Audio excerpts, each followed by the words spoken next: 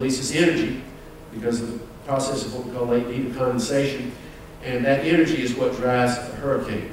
So therefore, when it goes over land, it loses that uplift, and that's why it dies down.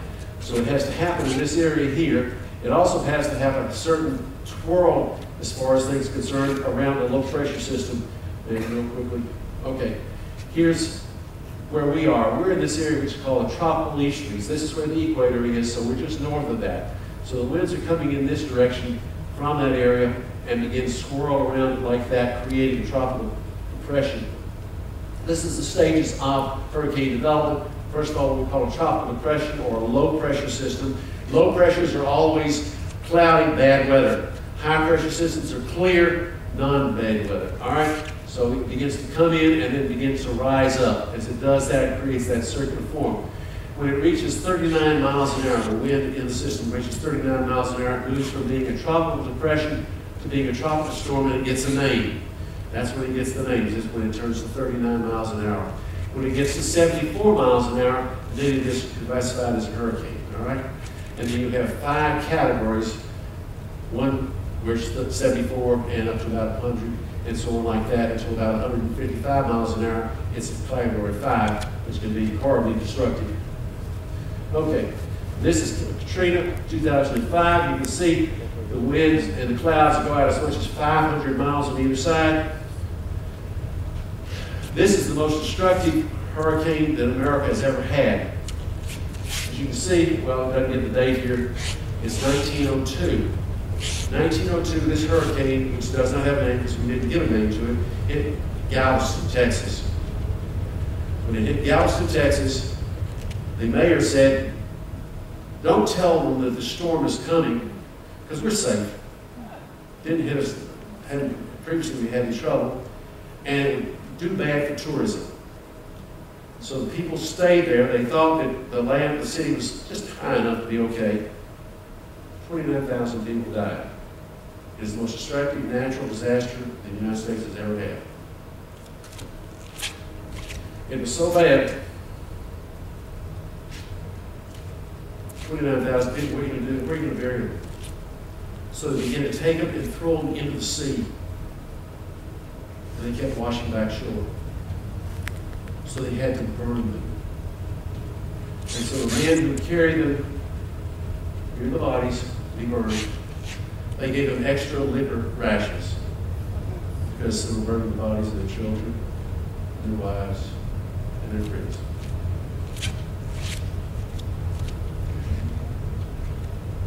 This is Andrew, which of course slammed into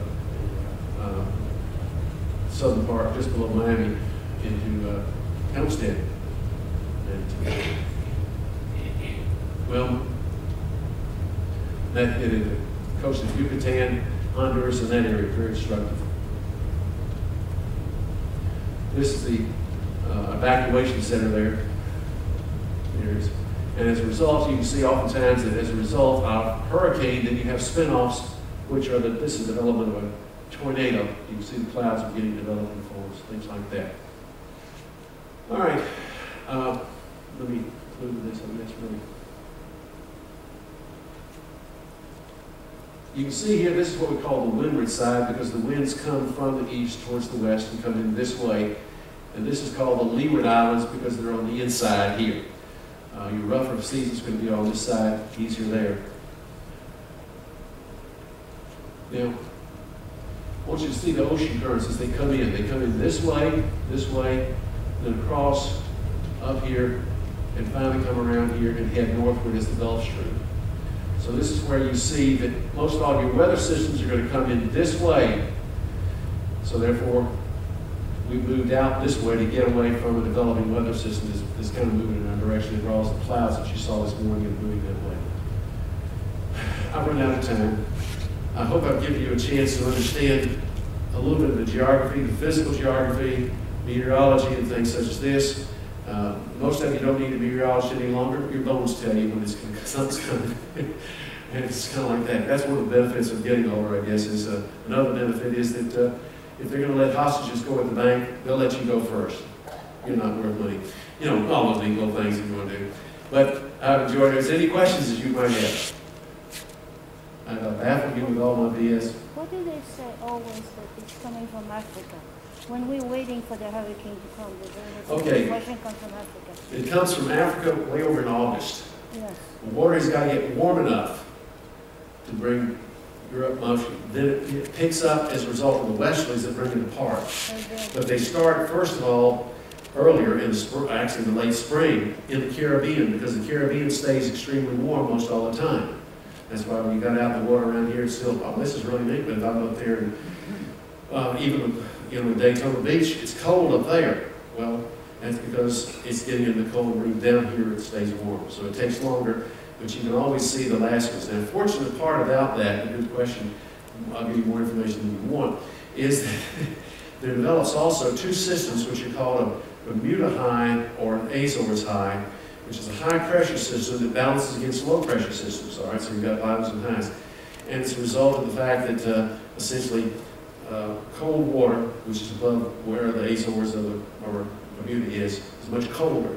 So cold water tends to create high pressure systems, heavy, dense air, high. Okay.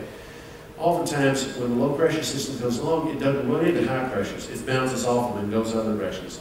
So one of the benefits of most of those hurricanes that come out of Africa is that positional system tends to block it, ship it back out into the Atlantic Ocean, which protects us. But sometimes it moves far enough out that the hurricane comes through the Caribbean and then swoops up on up on New Orleans or up on the coast of Florida.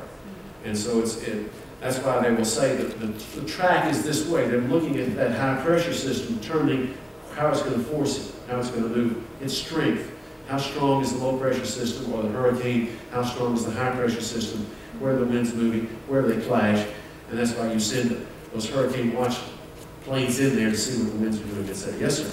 When we hear about the Ice Age and we see pictures of it, we always see about the Northern Hemisphere and how it came down. What happened to the Southern Hemisphere? How far up did it go? Well, the Southern Hemisphere, as you recall visually, it's much less land surface. Okay? So, during the height of the Ice Age 2 million years ago, anywhere between 1/4 and 1/3 of the land surface was covered by snow and ice.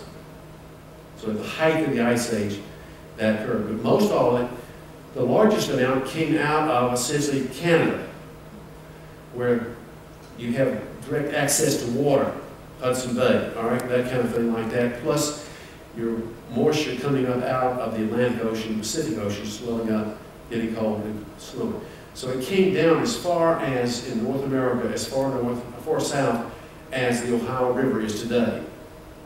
If you go to the Ohio River, cross over to Cincinnati, you suddenly see, wow, there's a bunch of hills here.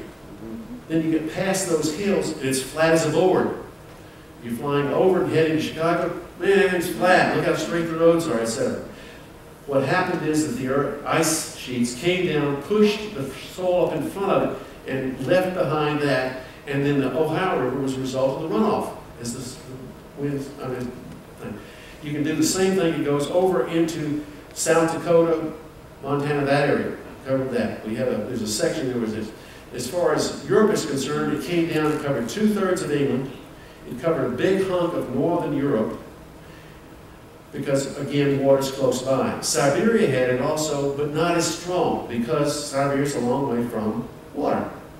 Because you need water to bring snow and ice, things like that. So the That's southern more part, than you needed. so the southern South America, Argentina didn't get that. The mountains got it because of the high elevations. But because it's surrounded by water, water is a moderating influence. As long as that's why people like to live near water. Because in the summertime, it doesn't get that hot.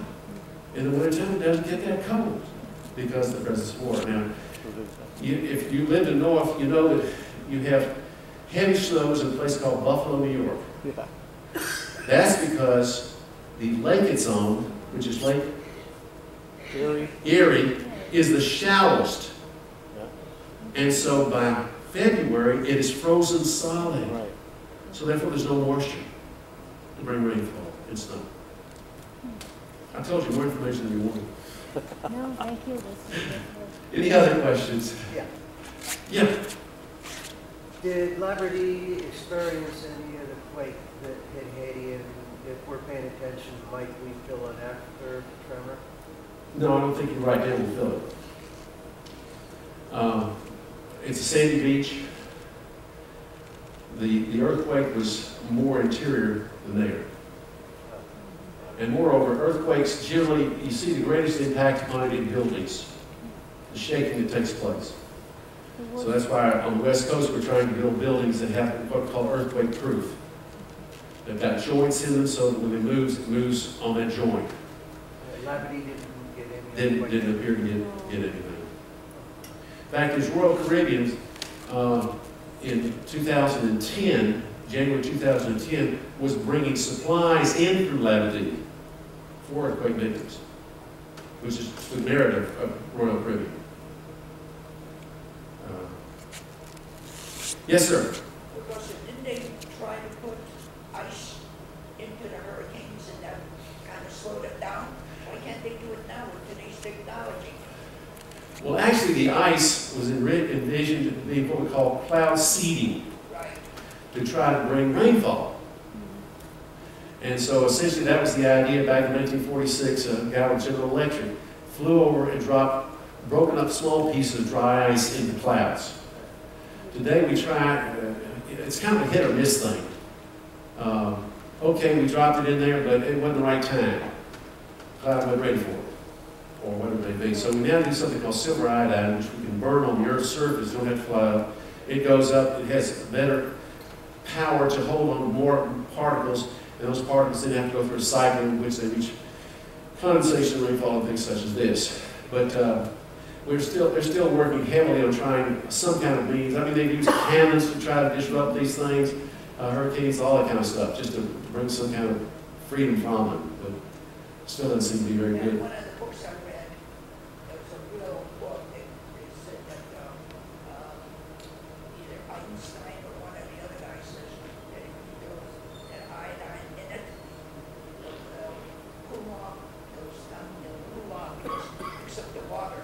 Yeah. If it cools it down, it'll come right down as rain or whatever.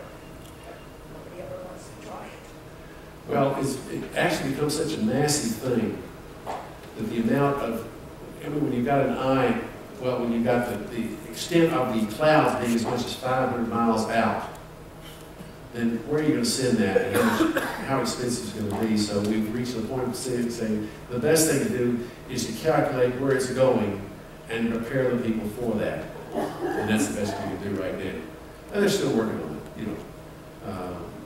All kind of theories. I've been talking the last day on the Bermuda Triangle and all the theories that have come up with that causes the planes to disappear, the boats to disappear, and all that kind of stuff like this. So scientists are out there doing it. National Geographic has got articles and videos on History Channel and all that kind of stuff. So it's fun to keep looking for those kinds of things. Thank you, Professor. Thank you. Any other questions? Oh, well, thank you. I'm sitting around here still and answering any kind of stuff that you need. Okay.